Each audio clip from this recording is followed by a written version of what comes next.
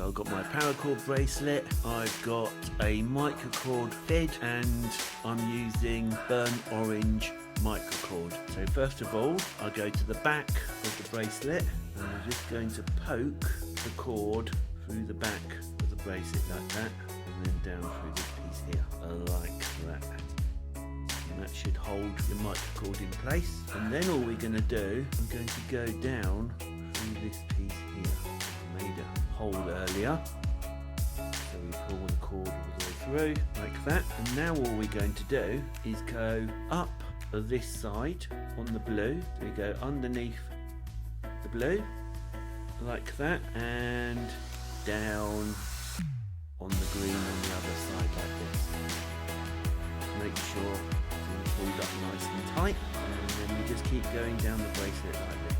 Up one side, down the other. There we go. Up one side, like that. Down the other. Really nice, easy stitch to do, and I'll see you at the end. Right, I'm coming up to the end, so this is the last one here.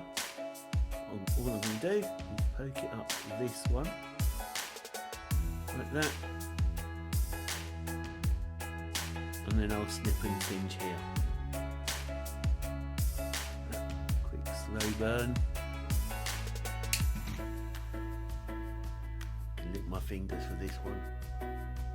Poke it in. So that is a really easy way of stitching a Cobra Weave bracelet, and I think it looks quite good.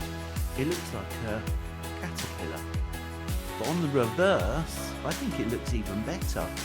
So if you've got an adjustable bracelet, you could just flip this over and use this as the front instead of this side. But you can make this look even better with some more stitching.